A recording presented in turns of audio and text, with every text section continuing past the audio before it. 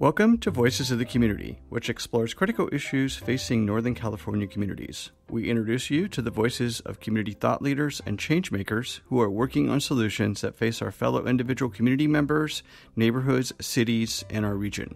This is George Koster, your host. This episode is part of our series exploring COVID-19's impact on nonprofits and small businesses in the San Francisco Bay Area. Back in April of 2020, when we decided to create this ongoing series on COVID-19's impact, first on nonprofits and then on small businesses in the San Francisco Bay Area, we, like you, had no idea how long the pandemic would go on and what the health and economic impact would be in our community. Going into 2021, the pandemic is now killing more people, shutting down more nonprofits and small businesses, along with wiping out the livelihoods of families, neighborhoods, and communities. We will continue to shine a spotlight on the nonprofits and small businesses that make up the fabric of our community, along with the founders and staff who are struggling to deal with the impact of the COVID-19 pandemic on their operations, services, and sustainability until we can all get to the other side of the pandemic.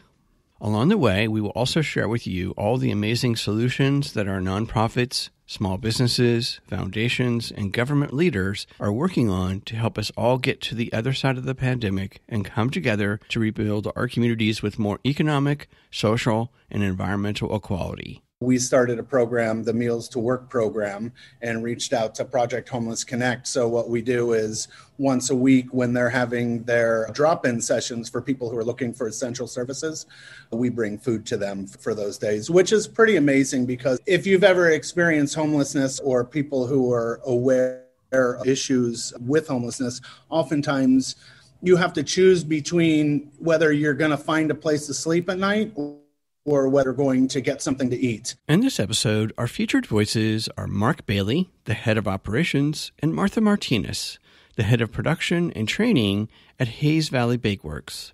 We wanted to share the story of Hayes Valley Bakeworks because of its unique, self-supporting social enterprise model to provide a workforce training program in the culinary arts. Hayes Valley Bakeworks trains people with disabilities, formerly homeless people, and people who are at risk. Hayes Valley Bakeworks was created by Toolworks, which is the parent social enterprise that is a self-supporting nonprofit agency. Toolworks is dedicated to improving the lives of people with disabilities and operates two other workforce training programs through providing janitorial services and recycling services for businesses. I'm joined remotely via Zoom by Mark Bailey, the head of operations, and Martha Martinez, the head of production and training of Hayes Valley Bakeworks. Thanks for being here, Mark and Martha. Thanks for having us. I'd like to start with you, Mark, by having you provide the audience an overview of who Hayes Valley Bakeworks serves and then some of your key programs. I know you guys have a partnership with Project Homeless Connect, for example, and the Bakeworks itself is a social enterprise. So please provide us a little overview. Correct. So Hayes Valley Bakeworks has been around for 8 years now. We're a subsidiary of Toolworks organization. They're a nonprofit here in the city, and they do social enterprises, and we're one of their social enterprises. So we do training and employment for people with disabilities and those at risk of homelessness. We have two locations. We have our location that we're right now on Gulf Street in Fulton, and so one at the San Francisco Public Utilities building, which is currently closed because of COVID. So essentially what we do is we take people from various different backgrounds, people with developmental disabilities, people who are homeless, people who just got out of prison, and we give them an opportunity to be able to learn the work environment, learn the kitchen environment, front of house as well. And yeah, that's what we've been doing that for 8 years. So does that cover what the question was? The other question there, Mark, would be some of the programs that you have. So, for example, you do have the Project Homeless Connect, the Meals to Work program. If you can explain a little bit more about that. Sure. I wouldn't say that's our main focus right now, but that's one of the ways that we've been dealing with COVID. I think it's where we try to be a community organization as much as possible. We, order all our food, all our coffee and things like that. We always use local vendors whenever possible. So being able to serve the community in any way is what we're all about. So we lost a lot of sales due to COVID.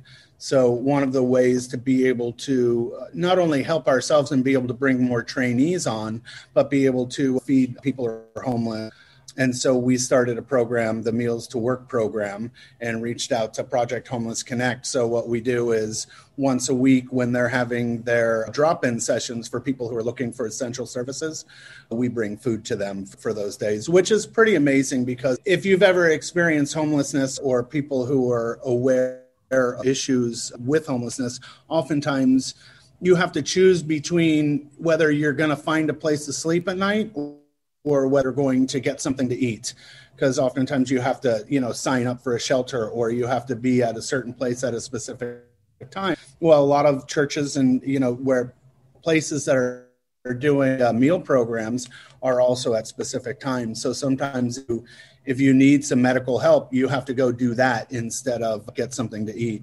So being able to provide food when people are dropping in for their services is pretty key, and it also encourages more people to reach out for help. Thank you.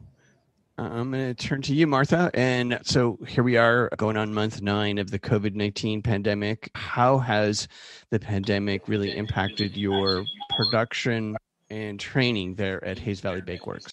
Yeah, well, production-wise, because we don't have that other store, we had to scale down on production a little bit, but we also had to change the menu because when we came back we had a 2-month break when everything shut down at the beginning. We decided we had to close for a little bit because we didn't know what was going to happen. So when we came back from that, we didn't know what our customers were going to want. So we changed our menu a little bit. And also, before the pandemic, we were doing the sandwiches, for example, grab and go, because our trainees would come in the morning, make all the sandwiches, and then they would be available for the customers. And that didn't work anymore for 2 reasons. One, we couldn't have that many trainees since we didn't have that many customers. And also, we didn't know how many sandwiches we were going to need for that day. Everything was up in the air. As far as the trainees, closing PUC was a huge cut of the trainees. We would have, I think in total, between 20 and 25 employees. And of those, maybe 10 or 12 were trainees. So with that store closed, then we couldn't provide that training. And when we started, we only had 1 trainee. Right now we have 4, but it's all because of the amount of customers that we have or don't have at this moment. And then, Martha, over your years of working there and training, folks to work at Hayes Valley Bakeworks, could you share a story that you feel shows the impact of Hayes Valley Bakeworks on our community? Yes, I think at the beginning we thought that we were going to train people to be amazing cooks. And over time working with them, we realized that it was more about having a place to come to. Some of them had never worked. So introduce them to the workforce and just having friends, for example, at work, having a purpose in life, that is very important. And just seeing some of the growth of those clients, it's just amazing. Some of them come very shy, they don't talk, they don't know what to do. And with time you see them and we all become part of one family. And for me, some of the clients, when we haven't seen each other for a long time, and when they come back, it's I missed you so much. And they hug you, of course, before COVID. That is amazing. That's what I love most about Bakeworks. Thank you. Nice story. How about you, Mark?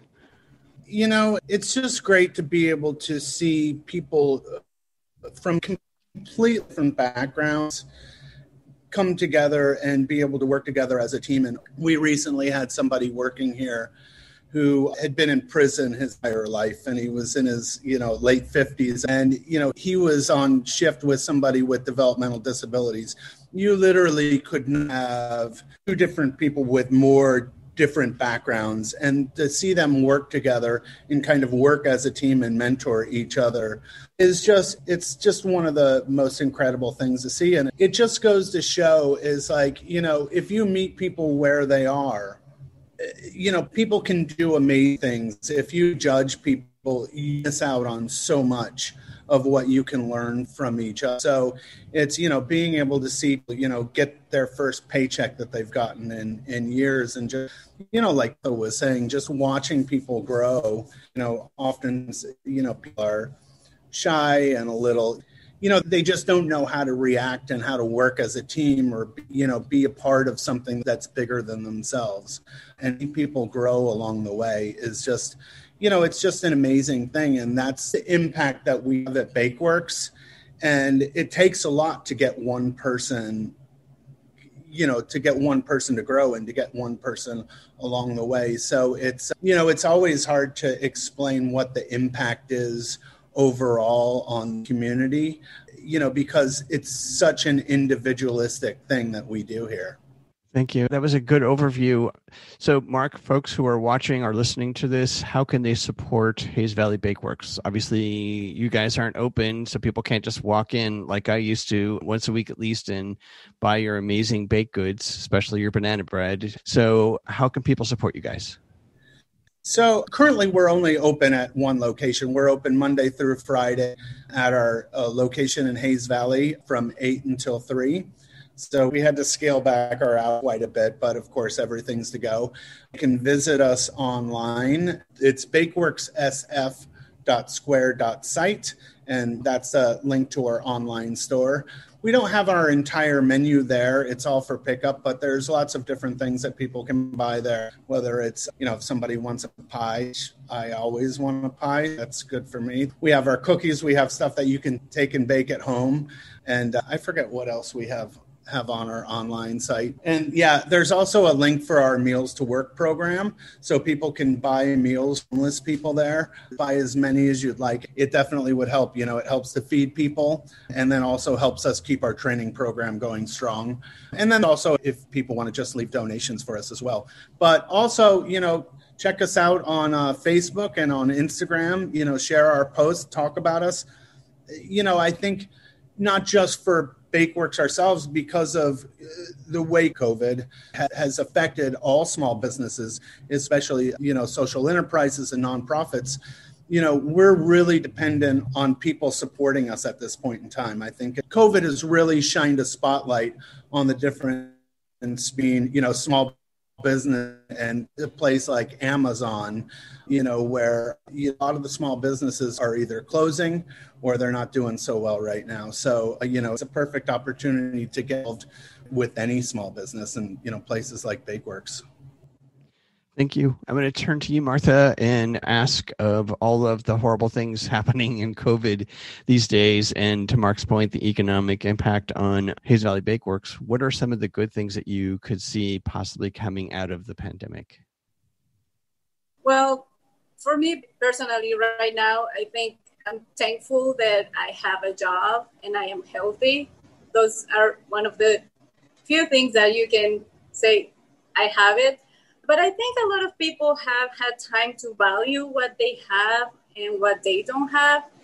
And I've seen a lot of people who have the time to develop new skills or have rediscovered something they left because they were on the day-to-day rhythm. So I think a lot of people are going back to that and say, hey, this is what I like and what I'm going to continue doing if or when things go back to normal. So we had time to sit down and process things a little bit. So I think that helps. Thank you. And same question for you, Mark. What are some of the great things or good things or possible things coming out of the pandemic that would help social enterprises like Hayes Valley Bakeworks and the people that you serve?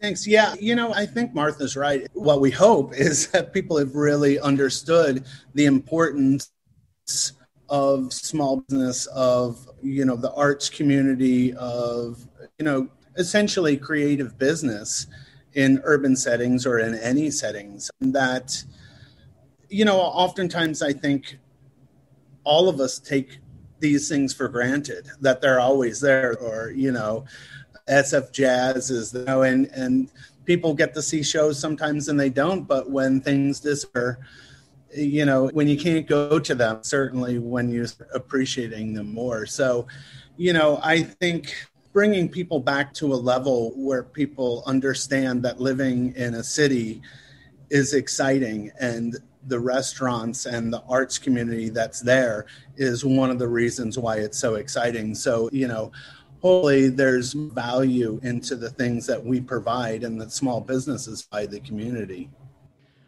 Well, thank you, Martha and Mark, for sharing Hayes Valley Bakeworks today. And we'll make sure that everyone who's watching or listening this has your contact information, website, social media, and that they can follow the Hayes Valley Bakeworks and get engaged and support all of your amazing work to help train our fellow community members.